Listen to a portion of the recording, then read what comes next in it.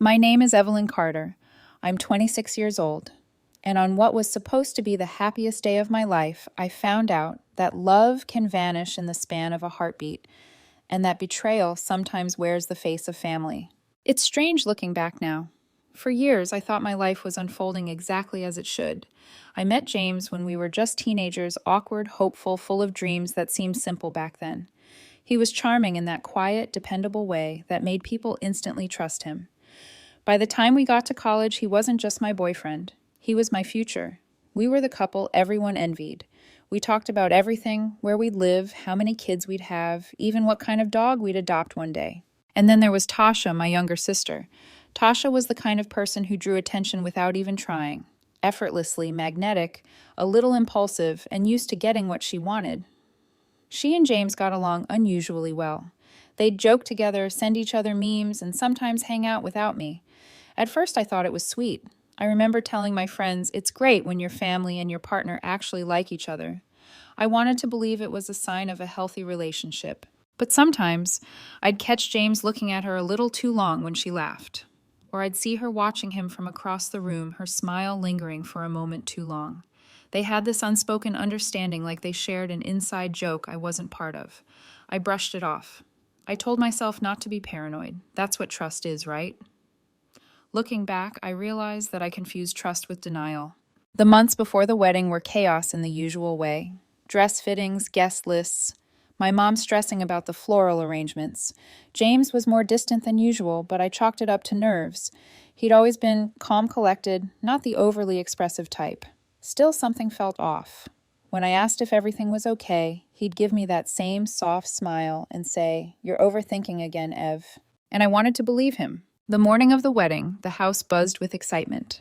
My bridesmaids fluttered around the room, the makeup artist worked on my face, and my mom kept crying every few minutes, saying how proud she was. The photographer snapped photos of me in my lace gown, the one I'd saved for 2 years to afford. I remember looking in the mirror and thinking, this is it. This is the day everything comes together. But something inside me was uneasy. It was a small voice, one I'd learned to silence long ago, whispering that something wasn't right. As the ceremony time drew closer, I realized I hadn't heard from James all morning. No text, no call, nothing. I told myself he was probably with the groomsmen, maybe his phone had died. 10 minutes before I was supposed to walk down the aisle, I was standing in the small bridal room with my dad. He was smiling at me, trying to make small talk, but all I could do was glance at the door, waiting. 10 minutes became 15, then 20. The wedding coordinator came in, her polite smile trembling. "Should we delay the start a bit?" she asked softly. I nodded, my pulse spiking. My hands were shaking, but I forced myself to stay calm. "He's just running late," I said. He wouldn't not show up." But a small cold knot began to tighten in my chest. I pulled out my phone and called him. Straight to voicemail. I tried again. Same thing. Then I opened my messages. No new texts. Nothing. My heart was racing now, panic clawing up my throat. I called again and again until my dad gently put his hand on my shoulder. "Evelyn," he said quietly, "maybe there's some mix-up. We'll find him." But I already knew. Somehow deep down I knew. I went to his social media out of desperation. Maybe he'd posted something. Maybe there was a clue. That's when I saw it. James Carter has blocked you. Everywhere. Instagram, Facebook. Even my phone number showed the tiny, gray, blocked symbol. It felt like the air had been sucked out of the room. I couldn't breathe. My fingers went numb. How do you process something like that? Your fiancé blocking you on your wedding day? I stumbled to the nearest chair, my dad's voice fading into the background as the whispers began. I could feel the stares, the pity, the confusion. Someone muttered, "Did she get cold feet?" Another whispered, "No, it's him." That's when Alan, my cousin, came rushing in, his face pale. He hesitated before speaking, eyes darting to my dad, then back to me. "I overheard a couple of guests," he said quietly. "They saw James leaving early this morning, with Tasha." For a moment, I just blinked at him, waiting for him to laugh and say it was a bad joke. "That's ridiculous," I said, my voice shaking. Why would Tasha? But he didn't answer. His silence told me everything. It was like every sound in the room vanished. My heartbeat filled the air, heavy, uneven. My vision blurred as the world tilted around me. The bouquet slipped from my hands and hit the floor petals, scattering across the carpet. I walked outside, the weight of the gown dragging behind me. The sunlight felt harsh, blinding. I sat on a bench outside the venue, staring at my phone screen, hoping for a miracle notification. A text, a call, anything. But it never came. Guests started leaving their heels clicking on the pavement, their voices hushed with pity. My mom came to sit beside me, her hand trembling as she reached for mine. "We'll figure it out," she whispered, but I could tell she didn't believe it either. Hours passed. The makeup on my face felt like a mask, heavy and suffocating. I watched the sky darken while I sat there, the bride who never walked down the aisle. When I finally got home that night, I didn't take off the dress. I just sat on the edge of my bed, staring at nothing, replaying every memory, every moment that led to this. I kept thinking there had to be a mistake, that James would walk through the door and explain everything. But deep down I knew. He hadn't just left me, he'd left with her. And in that moment I realized that I hadn't just lost the man I loved, I'd lost my sister too. The days after the wedding blurred together like a fever dream I couldn't wake up from. I didn't sleep much. Every time I closed my eyes, I saw that empty aisle, those pitying glances, Alan's voice repeating the same words. They saw James leave with Tasha. I remember sitting at my kitchen table the next morning, still wearing the lace dress I couldn't bring myself to take off. It was wrinkled, stained with tears, and smelled faintly of wilted roses. My phone kept buzzing on the counter, messages, calls, missed notifications, but I couldn't bring myself to look. Everyone wanted to know what happened. Everyone wanted the story, the tragedy of the jilted bride. At first, I told myself I was fine. I avoided mirrors, avoided people, but inside, I was rotting. Then came the articles. Someone had leaked a photo from the wedding venue, me sitting outside on the bench, still in the dress, staring at my phone. The caption read, "Bride left at the altar, family drama unfolds." It went viral in our town. Suddenly, everyone had an opinion about my humiliation. Strangers whispered when I walked into the grocery store. Coworkers looked at me with awkward sympathy. It was like the entire world had seen my heartbreak and decided to dissect it for sport. At home, I tried to stay busy cleaning, rearranging, pretending I was in control. But there were nights I'd wake up at 3 a.m., gasping, heart pounding, thinking it was all just a nightmare. Then I'd see the folded wedding invitation on my nightstand and remember it was all real. Anger replaced the numbness eventually. It came slowly, like smoke seeping through cracks. I started obsessing over the why. Why her, why me? I replayed every moment, Tasha's laughter, James's glances, the times she'd borrowed him to help with something. Every red flag I'd ignored now blazed like neon. I wasn't just mourning a lost love, I was mourning my own blindness. That's when Alan started showing up more often. He never said much, which I appreciated. He'd bring food I never ate, sit on the couch beside me, and let me vent when I needed to. "You didn't do anything wrong," he said once, his tone steady but quiet.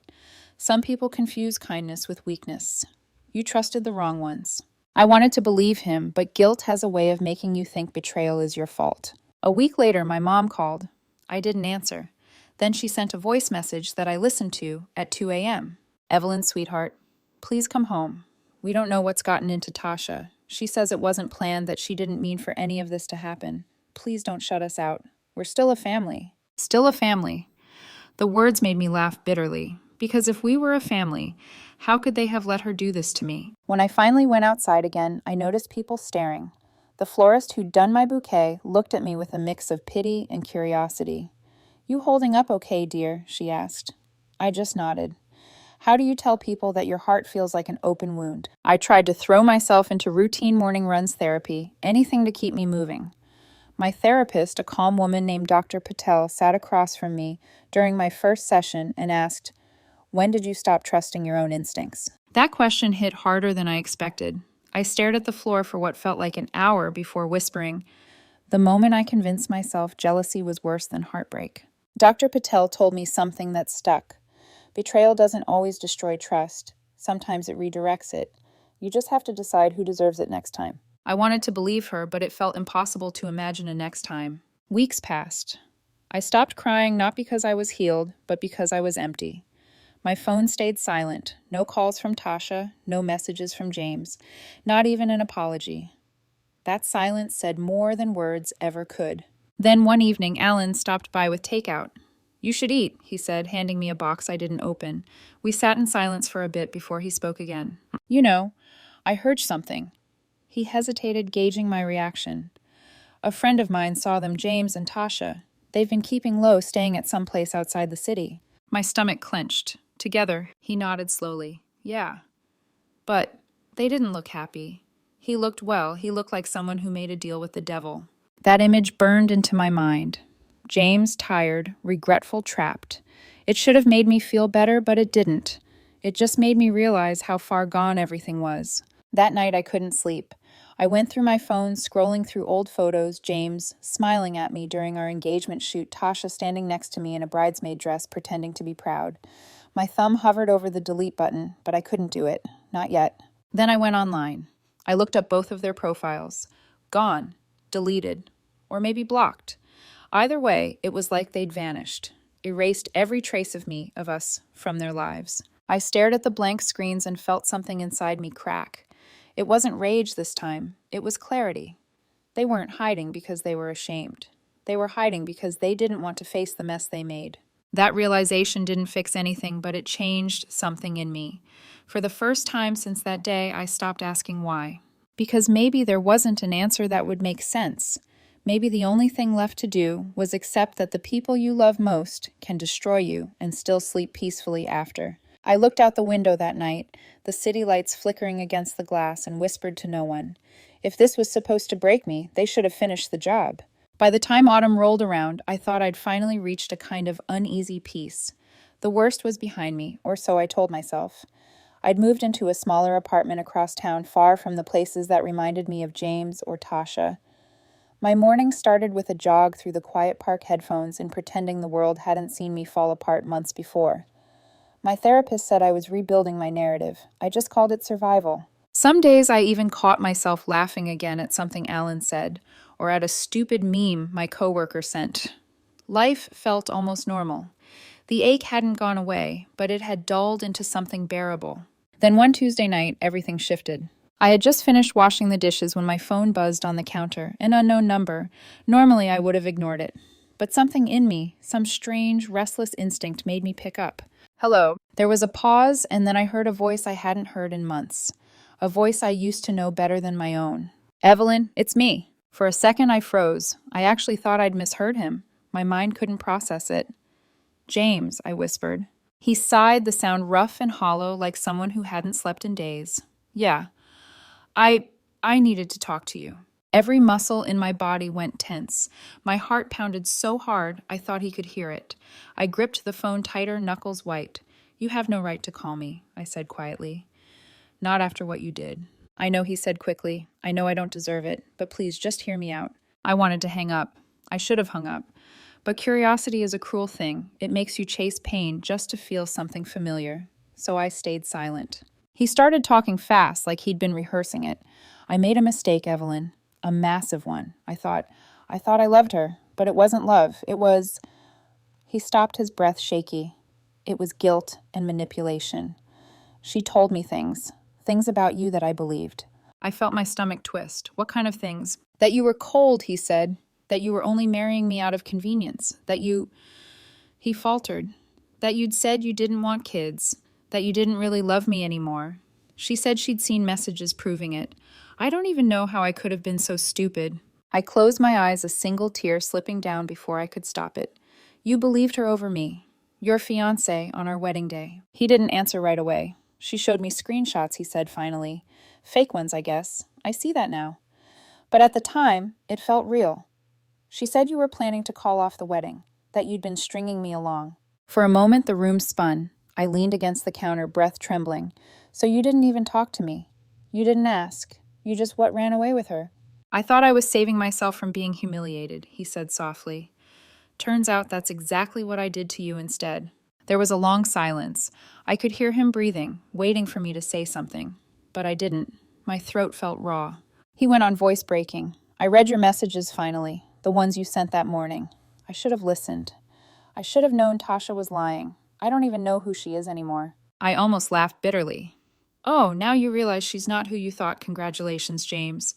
Took you long enough. She's not the same person, he muttered. She spends my money like it's nothing goes out. Every night treats me like I'm her backup plan. I don't even recognize the woman I left with. I shook my head, a cold calm settling over me. You left the woman who loved you for the one who loved what you could give her. Don't expect sympathy now. I'm not asking for it, he said quickly. I just needed to say I'm sorry. For everything. You didn't deserve that. I don't expect you to forgive me. For a fleeting second, I almost felt sorry for him. His voice sounded small, defeated the opposite of the confident man who once promised me forever. But pity isn't the same as forgiveness. I don't think you called for me, I said quietly. You called because you needed to feel better about yourself. He didn't deny it, just whispered, maybe you're right. I could have ended the call right there, but I asked one last question. Is she happy, James? My sister. Is she everything you thought she'd be? There was a bitter laugh on the other end. No, she's miserable, and so am I. I didn't respond. There was nothing left to say. Goodbye, James, I said finally, and don't ever call me again. He tried to say something, but I hung up before he could. I stood there for a long time, staring at my reflection in the dark window. My hands were trembling, but not from sadness this time. It was something else, something closer to release. For months, I'd wanted closure. I'd wanted an apology. And now that I had both, they felt hollow. His regret didn't fix anything. It didn't give me back the life he'd taken. Still, when I went to bed that night, I slept for the first time in weeks, without dreaming about the wedding. The next morning, Alan called to check on me. You sound lighter, he said, cautious. Yeah, I replied, because now I know exactly who he is and who she is, and neither of them deserve space in my head anymore. Alan paused. Good, he said finally.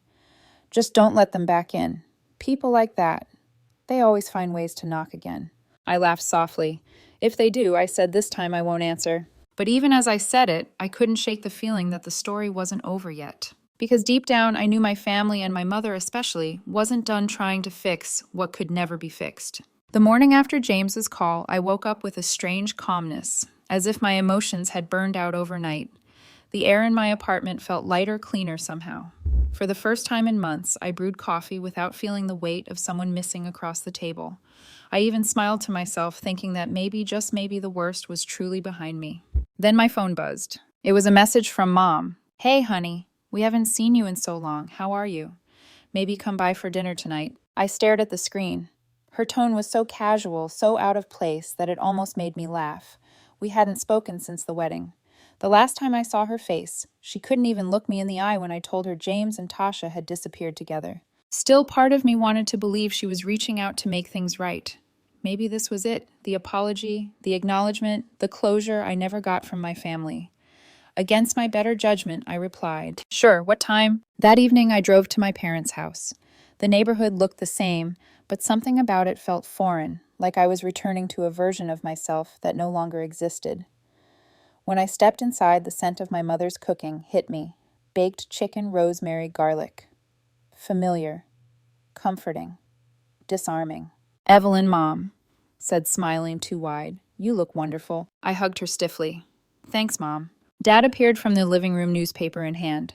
Good to see you, kiddo, he said, patting my shoulder. His voice was calm, but his eyes didn't quite meet mine. We sat down at the table. The first few minutes were painfully normal. Small talk. Weather, work.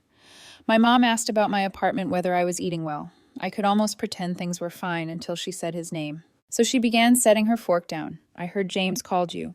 My chest tightened. Who told you that? Tasha, she said simply, as if it were obvious. She said he reached out and that you two talked for a while. I froze, knife hovering above my plate. You're still talking to her. She's your sister, Evelyn. Mom said, her tone laced with that practiced patience she used when she thought I was being dramatic. Of course we are. Dad cleared his throat. She's been going through a rough time too, you know. Things with James haven't been easy. I stared at them, half expecting them to realize what they were saying. Are you seriously telling me you feel bad for her? She made a mistake, Mom said softly. She's young. She's 24, I snapped. Not 12. She didn't steal my toy mom. She stole my fiancé. She humiliated me in front of everyone I know. Mom sighed, exchanging a look with Dad. We're not excusing what she did. But holding on to all this anger isn't healthy, sweetheart. You have to let it go. Let it go. Those words stabbed deeper than anything James had ever said. Let it go, I repeated slowly. You want me to just pretend none of this happened because it makes you uncomfortable. Dad leaned forward. No one's saying that. But it's been months. You're rebuilding your life, and that's good. Why not take one more step and make peace with your sister? I laughed a bitter, broken laugh that made them both flinch. Make peace with her. The woman who watched me get ready for my wedding, then ran away with my groom. You think I owe her peace? Mom's expression hardened. Evelyn, we're your parents. We want this family to heal. We can't move forward if you keep holding grudges. And that's when it hit me. They weren't calling me for me. They were calling me for her. You want to heal, I said quietly. Then tell Tasha to apologize to me. Tell her to face what she did. Until then, don't ask me to be part of your delusion. Mom shook her head, the softness in her voice gone now.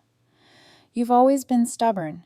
You think you're punishing her, but you're only punishing yourself. I stood up, chair scraping sharply against the floor. You know what, Mom? I'm done being the understanding one. I was humiliated, abandoned, and left to pick up the pieces alone. And somehow you're making me feel guilty for not forgiving fast enough. My father's jaw tightened. That's enough. We're not your enemies. Then stop acting like it, I said. My voice cracked, but I didn't care. You chose sides, don't pretend you didn't. You chose the daughter who destroyed my life over the one who's just trying to survive it. I grabbed my bag and walked toward the door.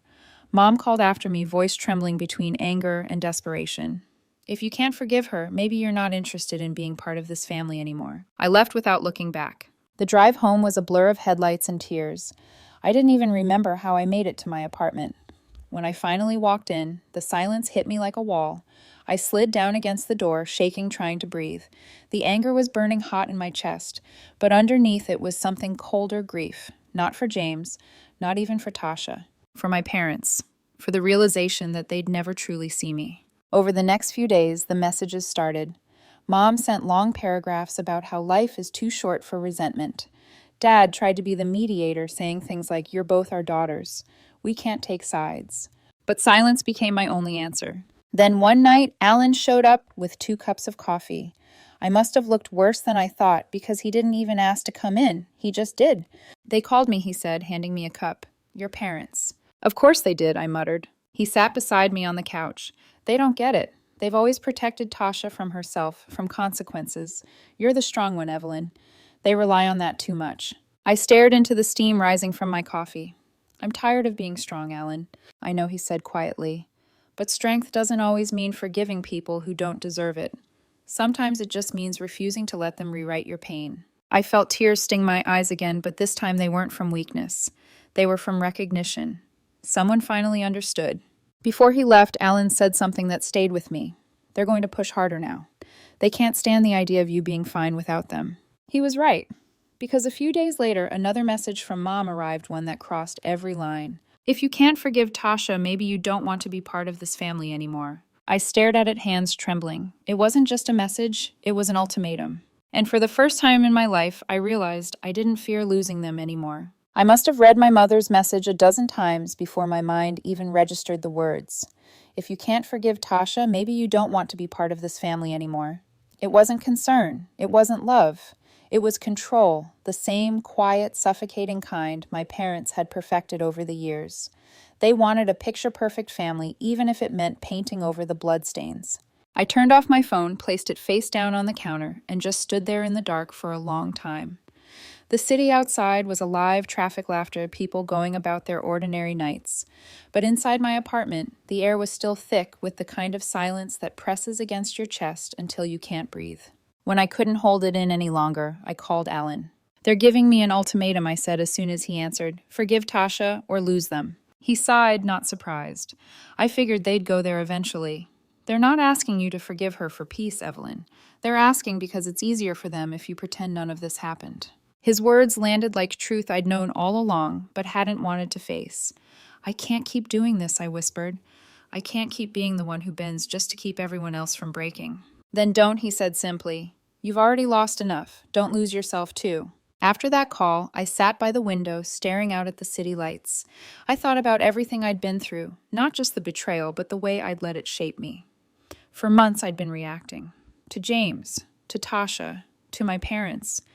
Maybe it was time to finally act for myself. So I got up, took a deep breath, and pulled out a blank sheet of paper. At first, I didn't even know what I was going to say. My hand hovered over the page for a long time, pen trembling.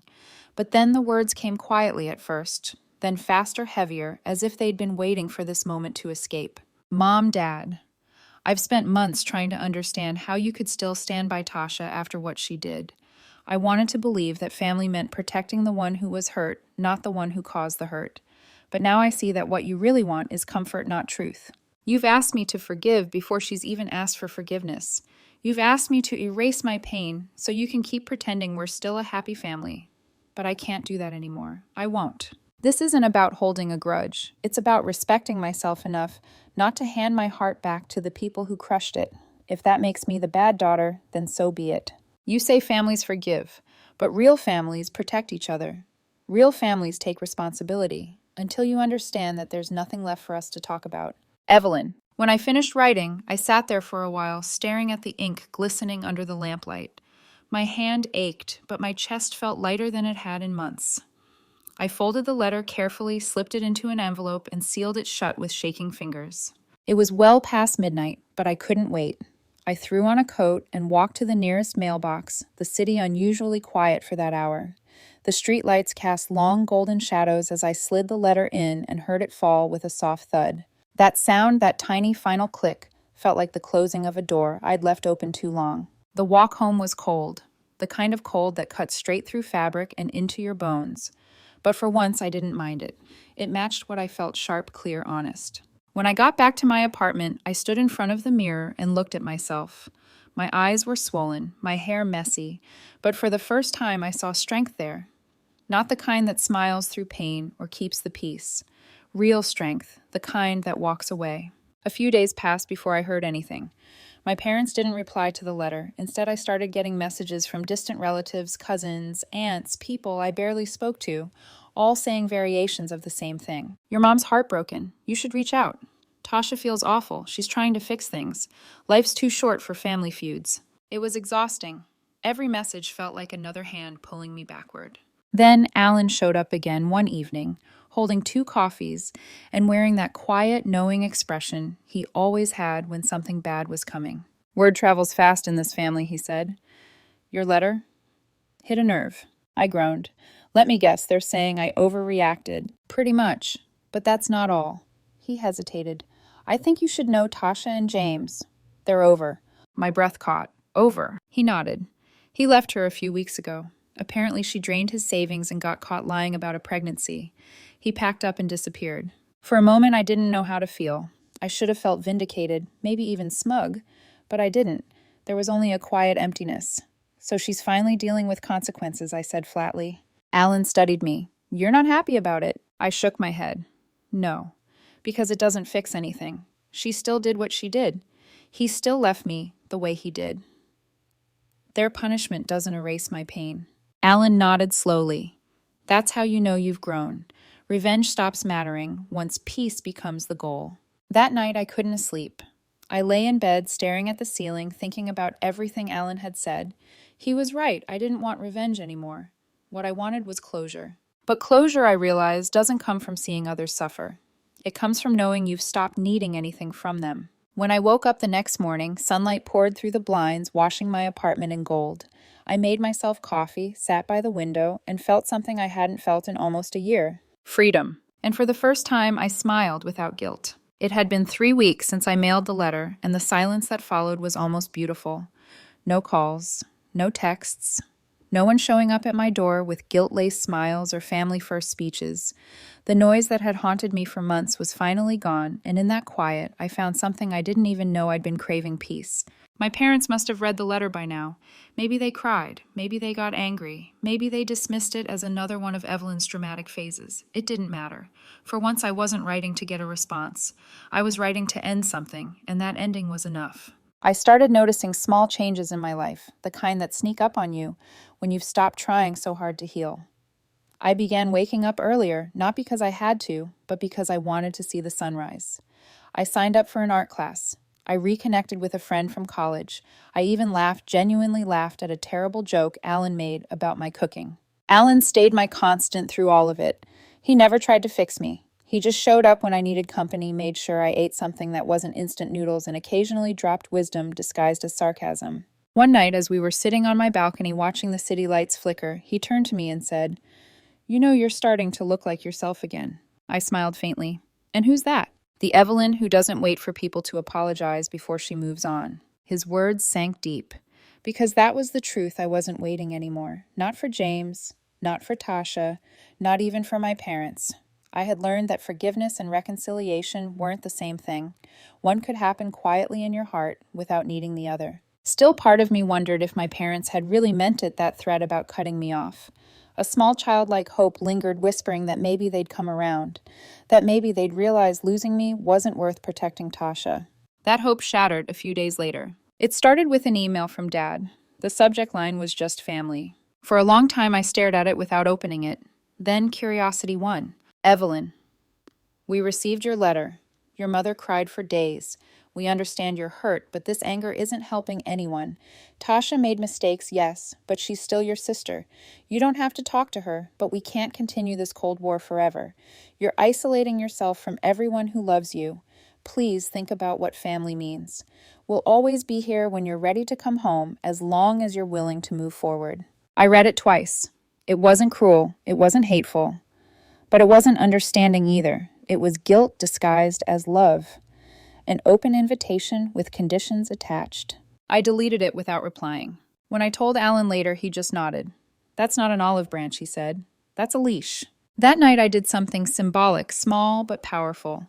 I scrolled through my phone, opened the family group chat that had been silent for months, and pressed leave group. There was no satisfaction, no burst of victory, just quiet. But it was the kind of quiet that makes you realize you've finally taken your life back. Weeks passed. Life began to flow naturally again. I poured myself into work, joined a weekend photography class, and even went hiking with some new friends from the studio. One of them, a kind, patient guy named Nathan, asked me out for coffee. I said yes, not because I was looking for love, but because I was ready to stop being afraid of it. And yet, despite all that growth, despite all that light, the universe had one final reminder waiting for me, that closure doesn't always come cleanly. It was Alan who told me. We were having lunch when he said, "So, you know how I mentioned James and Tasha split?" I nodded, wary. "Well," he said carefully, "apparently Tasha's been struggling. She lost her job. She's moving back in with your parents." For a moment, my stomach dropped. The idea of her under that same roof, my parents cooking her meals, comforting her, made something inside me twist. Not anger, not jealousy, just a deep, weary sadness. Alan noticed. "You don't have to feel bad for her," he said. "I don't," I whispered. "I just feel sorry for what she's become, for what they've all become." He nodded slowly. "That's compassion, Evelyn. The kind that doesn't cost your peace." That night, I stood on my balcony again, watching the streetlights blur into streaks of gold. For the first time in so long, I didn't feel haunted by memories.